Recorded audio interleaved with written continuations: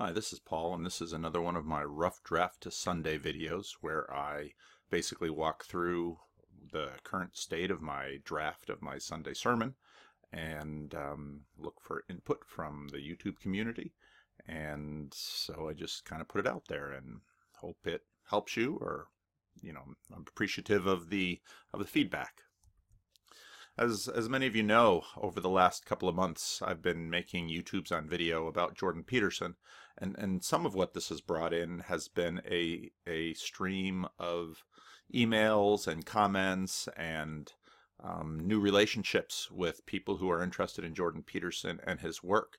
And one of the people who I've gotten to know a little bit is named Alexander Camlin. And actually last week we tried to have an online conversation, but we had a technical glitch, and so we weren't able to record it and post it. But in January, Alexander started his own YouTube channel, and he's looking to help people work on their stuff as he works on his stuff. And so I wanted to play a little bit of his introductory video to give you a sense of what he's going through and who he is. My name is Alexander. Welcome to my channel. So I've been wanting to do this YouTube channel for a long time now. So by the time that I was 18, I was in my first inpatient rehab. By the time I was 21, I was institutionalized for the first time in a psych ward for a suicide attempt. My adult life up until very recently has consisted of trying to stay sane and sober and trying all sorts of different psychotherapy programs, all kinds of different medications, in and out of psych wards and rehabs, trying to hold down jobs, trying to stay off the streets. I tried AA, I tried NA, I tried SMART programs, CBT, and I was put on so many different medications, ranging from antidepressants to antipsychotics to anti-anxiety to mood stabilizers to it's a pretty long list. But no matter how hard I tried at any of these different programs, and I mean, a lot of them I really tried hard. I was absolutely desperate, but for whatever reason, none of them gained any traction. And things continued to get worse in my life and in my head, and I began having more and more psychotic episodes. I had been diagnosed by the time I was 21 with bipolar disorder. So I had this pattern that emerged pretty early on in my early 20s and was pretty consistent. And I would wreck my life completely and completely reboot and have to move somewhere new, get a new job, and start over completely. And things would be going good for a little while, and then slowly but surely I would begin to unravel, and things would get worse and worse and worse. I would stop taking care of myself. I would stop showering. I would stop brushing my teeth. I would stop cleaning my room and my house, and I would stop calling people, family and friends. I would start, isolating and just staying at home in my bed oftentimes. I would stop going to work, and I would just stay in bed for days or weeks on end and have depressive episodes that would last for months at a time. I would try to go back to school and work towards my education, my goals, but I could never keep my head above water, and pretty soon the chaos would all overwhelm me. Things got so bad, they were pretty bad the whole time, but eventually I got so desperate that by the age of 25, 5 years ago or so now, I decided that I needed to do something extreme, and I quit everything and left the world, and I went and lived in a monastery, and I trained as a monk for about 3.5, 4 years. And that was when my life finally started to turn around for the better. It was hell getting there. I had one final bender that very nearly killed me. But once I had gotten there, it was miraculous. It was around that time where I really wanted to start this project and start documenting the process of self-transformation that I was attempting to undertake. But I kept putting it on the back burner. So I quit everything all at once when I went to the monastery. I quit drinking, I quit smoking, I quit doing drugs, I quit my psychiatric medication, I quit social media, got rid of my phone, I quit, TV and entertainment. I quit everything, and just dived headfirst into this meditative practice and this spiritual communal living. And it absolutely saved my life and my soul.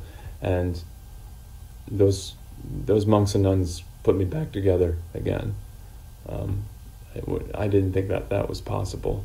But eventually I decided that the monastic path was not right for me, and eventually I left the monastery. And as soon as I left, like the night or 2 nights after, I went on a bender. It was right back into all of my old habits. And this has been, after 3.5 years of being, completely away from that stuff. I thought that the meditation and the mindfulness practice were what had saved my life, and I think that they absolutely helped me tremendously. But I really realized that the community was what was really holding me together, and the structure of the place, and the formal discipline.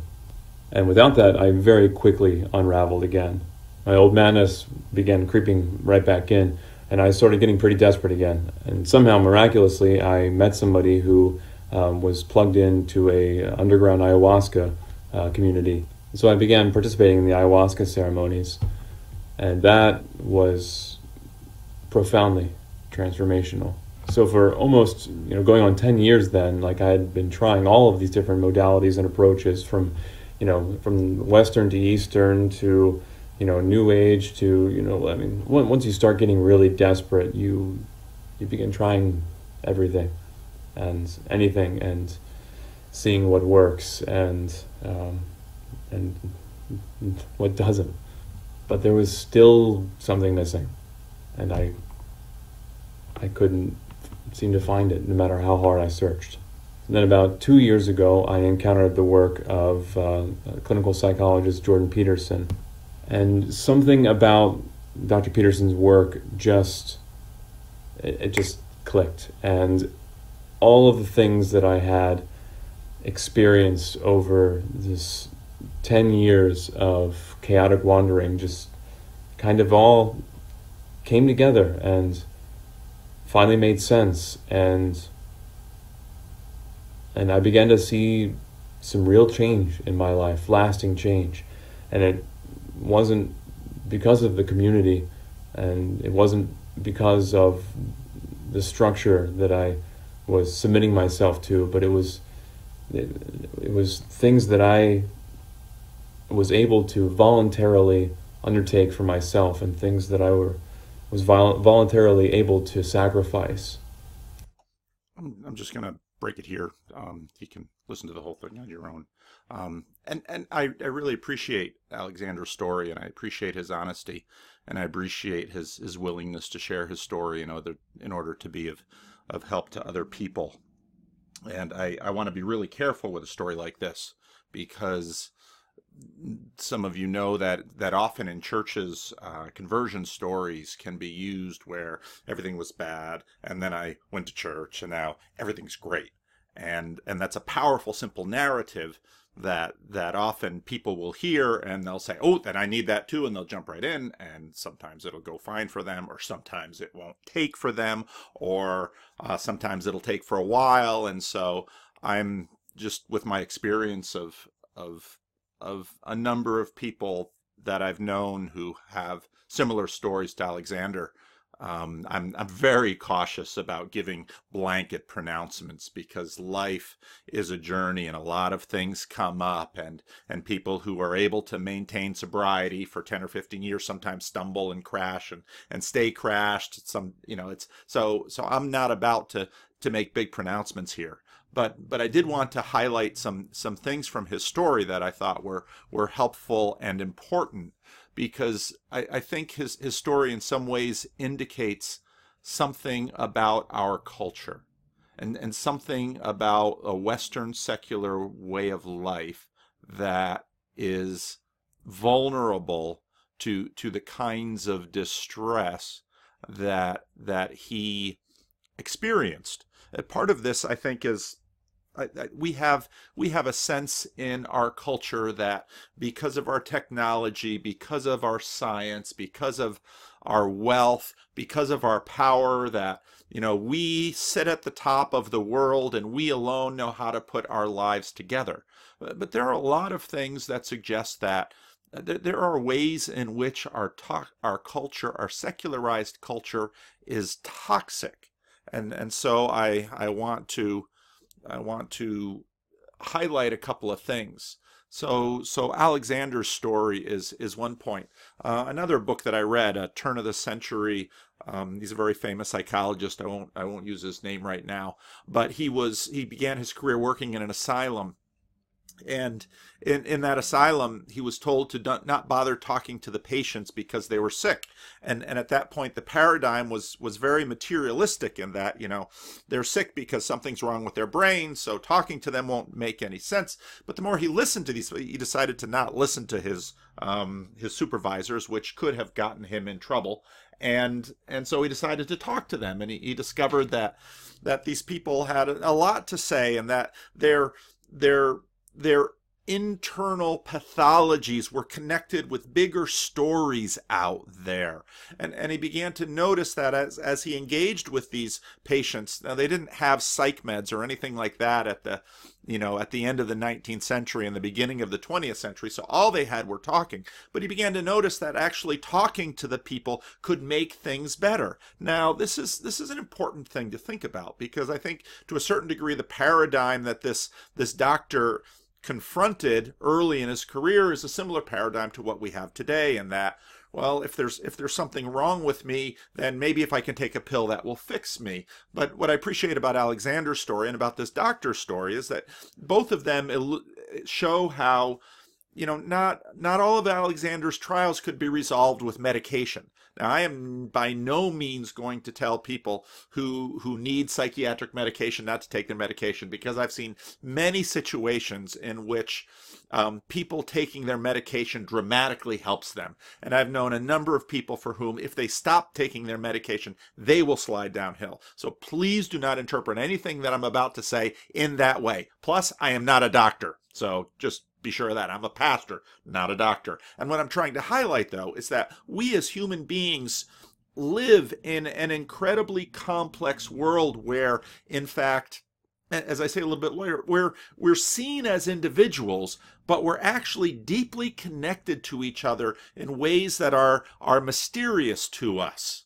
And the third story is one of the things that I notice about immigrants. There's a lot of debate about immigrants over in the last couple of years, and a lot of fear about immigrants. But one of the things, I grew up in Paterson, New Jersey, which is a city of perpetual immigration, where there are always immigrants coming in, and my ancestors in the United States were Dutch immigrants, and the Dutch immigrant story isn't that different from Haitian immigrant story or Mexican immigrant story or Italian immigrant story or Greek immigrant story or Irish immigrant story, that immigrants come to the United States, and so often what they bring with them is their culture. And one of the things that we notice sometimes is that we watch Americans in our fully secularized culture, we're supposedly on top of the world, and we're lazy. We succumb to addictions. We always say, well, these immigrants will work jobs that Americans won't work. And the key thing is that Americans won't work them. And in some ways, Americans can't even work them, because if you take a group of city folks and you bring them out to a field to do some harvesting or some field work, those people won't last a half hour out there. And so you have to ask, what is it about these traditional peoples coming to this country that equip them, despite the culture gap, despite the language barriers, despite all of the hindrances that they might have? So many of these immigrants actually dig in and succeed beyond people who were born here and raised here. And when I look at that, I say there's something about their non-secularized cultures. Now, secularism pervades every culture in the world now, but American culture is more secular than most. There's something about our secularized culture that inhibits us and makes us, I think, more prone to succumbing to what the Bible talks about in terms of the desires of our flesh, our weaknesses. Now, what are human beings? This is kind of what it gets into. Now, in my backyard, there are these plants that we call Texas privets, and there are all these lovely trees, and they're evergreen. The greens are there all year, and this time of year they have these little berries, and the birds eat them and make a mess of my car. But when we decided to get rid of some of these trees, I discovered that if you cut one down, they just keep growing up all over the place, because what I discovered is that you can't just cut it down. You have to dig it out, because all of their roots, their rhizomes, all of their roots are connected. And where on the top of the surface we see all of these individual trees, this is actually one huge plant that is all connected. And in fact, we know the same thing about bamboo. Now, I planted some bamboo in my backyard, and when I planted bamboo, I was told to be very careful to get the clumping bamboo and not the running bamboo, because if you plant the running bamboo, those rhizomes will run all over the place and eat up your concrete and tear up your house and do all kinds of things. Because, in fact, what we see on the top is just the individual stalk, but underneath, they are all connected. And I think there is something about human beings that is like that. We are always a part of our context. We are always a part of our environment. And this connects us to each other.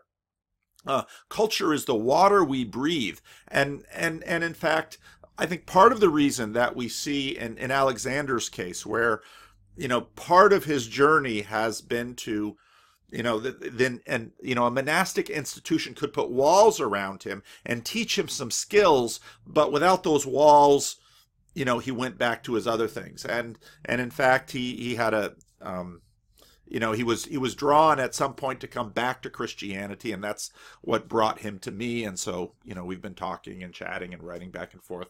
But I think what this highlights is our need that we as human beings can't live in this teaching that our culture gives us, that I am somehow this unique individual disconnected from story, disconnected from other people, that I am a rock, I am an island, John Donne, Simon and Garfunkel, that I somehow stand alone. And so what we see is that to be a human being needs to not only be connected to other human beings in terms of family and community, but also submerged within a story. And that story has to have deeper roots to other worlds. And in a sense, we need to live within a mythology. And even as a Christian, I could critique mythologies and religions of other lands.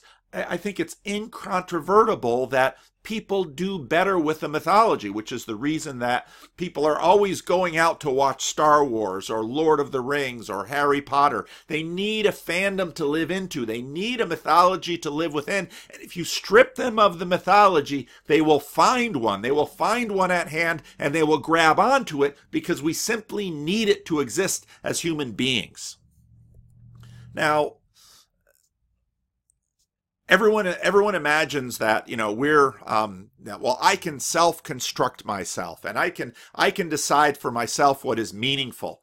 But what we often notice is that everyone else's choices are constructed except ours. We've got a strange bias against this, and he believes what he believes because he's a man, or they believe what they believe because they're raised in that religion, and now that's certainly true. I'm not about to deny sociology of knowledge, but in our culture we have this weird dynamic where everyone else is constructed but me. I'm the one who has the free choice. I alone see the world as it is correctly. I alone can somehow navigate my ship.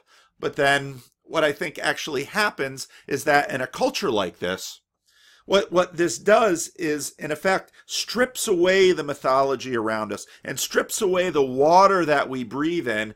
And now suddenly we're at the mercy of our desires, of our wills, of some internal feeling that we think, well, I'm this and I'm that, and I should do this and I should do that. And we confuse our desires with some kind of divinity within. And we imagine that somehow my desires for today are dictating truth. And so then what often happens is, in a sense, we confuse our emotions with God, and our emotions become a God, and our emotions then validate anything we want to do. But even this isn't so simple. I was watching a video of James K. Smith. He's a professor of philosophy at Camlin College, and he was doing a Veritas forum here on You Are What You Love, a book that he's published recently, and he told a story from a Russian movie, which I haven't seen, but I'm obviously going to have to look it up and find a way to see it. And it's a story about, it's called Stalker, but the guy really isn't a stalker. This guy whose stalker leads a professor and a writer to a place called the Zone, and in that zone there's a room, and in that room he promises them that once they go into this room, their truest desires will be met. And you think, well, who wouldn't want that? Well, let's not waste any time. Let's go there. And so the stalker brings them to the room, and when they get to the room, just at that moment, they all pause, because they're self-aware enough to realize, well, I think I know what I want, but what if what I truly want under the surface, well, what is that? I'm afraid of that, because if you know yourself well enough to know that our wants are this tremendous mixed bag. And, actually, Jamie Smith makes this point in the comment that our wants are also constructed. They're formed by, the word he uses are the liturgies of the age. And, sociology of knowledge doesn't not apply to me. And so, if I were to say, I'm going to make your truest dream come true, you would probably say, hold back on the truest dream, give me the dream I name. But I've been around life long enough to know that many people, if you actually give them what they ask for, will eventually regret it. And I've seen that time and time again. So what if we are disconnected from our deepest longings? What if we really don't know what we want? Well, how can we find them? Well, how do I really know what I want? Well, it's probably close to how you're actually living. And what if our culture does, by elevating individual choice, is just turn us over to our desires and even what's worse, our fears?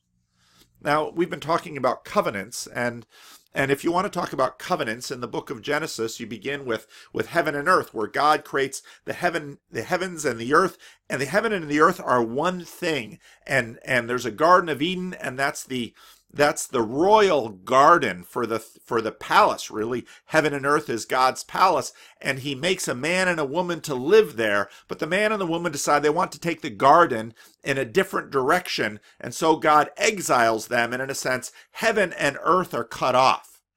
And then we saw in the story of Noah that human beings working their desires, it turns to violence, and it turns to abuse, and it turns to all kinds of heinous things, and it gets to the point that God can't stand the pain and the cries of distress that he hears coming up from this world. And so to shut it off, he decides he's going to flush it. He's going to drown it.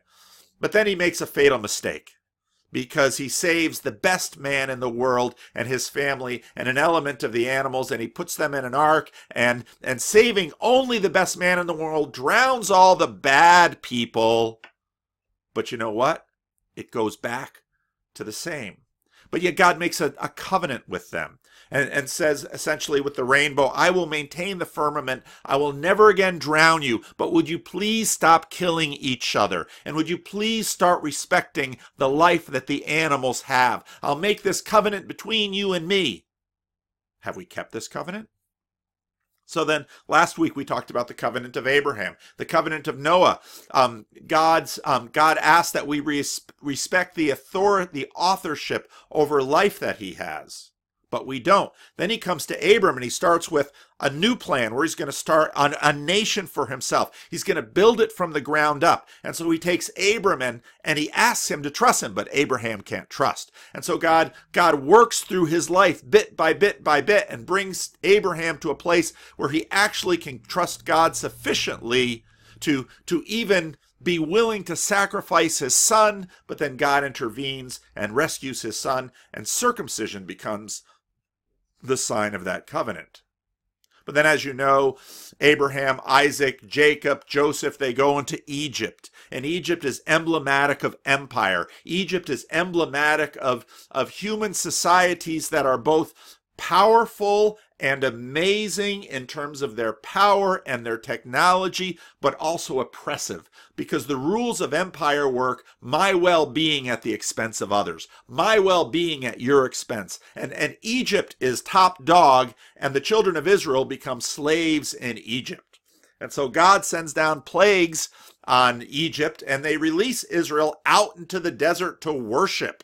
And then, so worship becomes central to the relationship between God and Israel, and sacrifice is central to pretty much all human conversation or human attempts to relate to God or the gods or divinity at that point.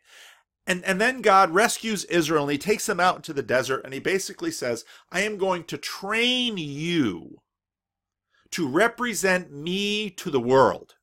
You are to embody the life of the heavens. And Jesus' prayer in the Gospel of Matthew, the Lord's Prayer, articulates this perfectly. Thy will be done on earth as it is in heaven. In a sense, Israel is to be the kingdom of God and bear witness to the kingdom of God to the rest of the world. But how is Israel going to do that? She was formed by Egypt. She was formed in Egypt. She is just as much children of Adam and Eve, Cain and Abel, Noah, as anyone else. And so all of her desires are the same. And so God brings Israel out into the desert, the land of chaos, the land where life can't exist, and he feeds her with manna. And then he brings them to Sinai, and he's going to tell them how to live. He's going to immerse them in a culture which will form them, by which they can possibly be his witness to the world. On the morning of the third day, there was thunder and lightning, and with a thick cloud over the mountains and a very loud trumpet blast, everyone in the camp trembled. Then Moses led the people out of the camp to meet God, and they stood at the foot of the mountain. Mount Sinai was covered with smoke because the Lord descended on it in the fire. The smoke billowed up like a smoke from a furnace, and the whole mountain trembled violently. As the sound of the trumpet grew louder and louder, Moses spoke, and the voice of God answered him. And God spoke all these words, I am the Lord your God, who brought you out of Egypt, out of the land of slavery. You shall have no other gods before me. You shall not make for yourself an image in the form of anything in heaven above, or on the earth beneath, or in the waters below. You shall not bow down to them or worship them, for I, the Lord your God, am a jealous God, punishing the children for the sin of the parents to the third and fourth generation of those who hate me, but showing love to 1,000 generations to those who love me and keep my commandments. You shall not misuse the name of the Lord your God, for the Lord will not hold anyone guiltless who misuses his name. Remember the Sabbath day by keeping it holy. 6 days you shall labor and do all your work, but on the seventh day is a Sabbath to the Lord your God. On it you shall not do any work, neither you nor your son or daughter, nor your male or female servant, nor your animals, nor any foreigner residing in your towns. For in 6 days the Lord made the heavens and the earth, the sea and all that is in them, but he rested on the seventh day. Therefore the Lord blessed the Sabbath day and made it holy. Honor your father and your mother, so that you may live long in the land the Lord your God is giving you. You shall not murder. You shall not commit adultery. You shall not steal. You shall not give false testimony against your neighbor. You shall not covet your neighbor's house. You shall not covet your neighbor's wife, or his male or female servant, or his ox or donkey, or anything that belongs to your neighbor. When the people saw the thunder and the lightning and heard the trumpet and saw the mountain in smoke, they trembled with fear. They stayed at a distance, and they said to Moses, Speak to us yourself, and we will listen. But do not have God speak to us, or we will die. Moses said to the people, Do not be afraid. God has come to test you, so that the fear of God will be with you to keep you from sinning. The people remained at a distance, while Moses approached the thick darkness where God was. And so here we have the famous 10 Commandments. And historically, the Heidelberg Catechism does this, breaks them up into two tables. There's, in a sense, love the Lord your God with all your heart, soul, mind, and strength, and love your neighbor as yourself. But if you continue reading in Exodus, Leviticus, and Numbers, you'll see, in fact, a whole world that God intends to embed Israel within. And he desires that she will be embedded in this world. And he gives her these promises, and he says, if you live embedded in this world, then I will make you flourish. Then your wives will have children, your animals will have herds, your fields will multiply, I'll keep the enemies away from you, I'll give you a land flowing with milk and honey, and I will make you an example to the nations. Now, right away, we moderners look at this list and say, well, you know, he should have gotten rid of slavery, and he should have done all of these things. Well, what you notice right away is that if you look at the law, it's got to be, in a sense, close enough to what Israel can see in her cultural framework, but different enough to bear witness. And actually, we see quite a bit of this. It's got to be common enough to be understood, but it's got to be intelligible to the contemporary neighborhood. And so God puts them in this, and Israel utterly fails.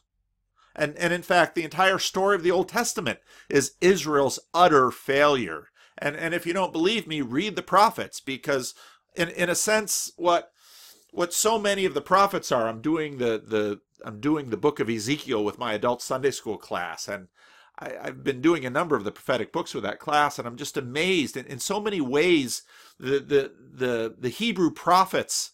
That these are books that nobody reads anymore, just about, maybe little snippets at Christmas, but are Christmas and Good Friday. But beyond that, Christians hardly read these books. But what these books are in many ways are therapy sessions, where God and Israel are like a bad couple, and they are duking it out. And God is trying his best to correct Israel. And in fact, the frame of the conversation is often that God is in fact a husband that Israel has been cheating on, and on and on and on it goes for hundreds and hundreds of pages. Israel is violent. Israel can't be trusted. Israel can't inhabit the culture that God is giving her, even with all of the accommodations that God gave her, so that she could possibly pull it off. And Israel can't do it. And so we see the same thing with all of these covenants. Noah's covenant, God says, hey, I'll keep the firmament up. I won't flush you or drown you, but could you please stop killing each other? No, we can't. Could you please respect the animals? You may eat them for food, but just show them some respect. No, we can't. Would you please learn to trust me? No, we can't. Now, I'll give you a culture within to live. I'll give you a culture that will keep you sound and sane and give you justice and take care of the poor and treat you to have that balance of mercy and justice and figure it out in a way that you can live, so you can live in a land overflowing with milk and honey, and I'll protect you. I will be with you. No, we can't pull it off. We can't do it. And so then he sends Jesus. And Jesus is a prophet. And he exposes Egypt for what it is. Jesus exposes empire and Rome, but he also at the same time exposes the culture war that at his time the Jews who were under the oppression of Rome were trying to fight. And so the Jews wanted to kind of draft Jesus into their culture war and be the kind of Messiah. If you can still a storm, you can make a storm. If you can raise the dead, you can kill soldiers on a mass level. And Jesus says, I'm not fighting your culture war. I am not kicking out the Romans. Well, what does that mean? What does that mean? That you're down for turning Jewish girls into prostitutes? You're down for the subjugation of your people? And Jesus says, no. The Jews aren't the only ones who are subjugated here. The Romans are too. Empire is just as bound by its own self as those who are beneath the empire. It's not a story of oppressed and oppressed, oppressor and oppressed. Everyone is oppressing and being oppressed all at the same time, whether they're on the top or the bottom. You need deliverance from the whole mess. And none of you can see it. Instead, you want to play your petty games of one on top of the other, and you're going to do a revolution, and you're going to change it, but the new boss is just like the old boss, and the new revolutionary government brings the old style government in, and this is the story of the world, around and around. How can you stop it? I'll show you. You'll crucify me. You'll take away my clothing. You'll cast lots for the only thing of value I own. My friends will forsake me. My Father himself will turn my back. There'll be no angel to intervene between Abraham and Isaac this time. I will die for you. If anyone's blood is going to be shed, it's going to be mine. And then you will know that I am the Lord. And so Jesus is prophet, exposing Egypt for what she is. Jesus is priest, the final sacrifice for the thing we are unable and unwilling to pay. And Jesus is king, ruler, who gives a rich contextual place that heals. This week I finished up a book that I very much loved, a book about J.R.R. Tolkien and C.S. Lewis, two of my favorite authors, and the milieu out of which they wrote. And this author goes into a little bit of social history about what was happening in the world after World War I. World War I just gutted socially, spiritually, emotionally, economically, all of Europe. Eric Remarque predicted a generation of men broken, burned out, rootless, without hope. And truth be told, we're not after a terrible war. We're after years of successive little wars. And we're in the midst of plenty. And we're in the midst of the peak of American empire. And we have power. And we have technology. And we have all of this. And we're surrounded by men and women and children who are broken and desperate. And we have no answers for them. Oh, go construct yourself. Yeah. Did humanity make humanity? I don't think so. After returning to England from the front, Tolkien and Lewis might easily have joined the ranks of the rootless and disbelieving. Instead, they became convinced there was only one truth, one singular event that could help the weary and broken-hearted find their way home. The return of the king. This king is stronger than that hideous strength that roams Narnia and Middle-earth looking for victims to devour. He is the archetype of the heroic in every culture, in every age. He is the source of all goodness and courage, the desire of the nations. He comes to restore the lost long days of freedom.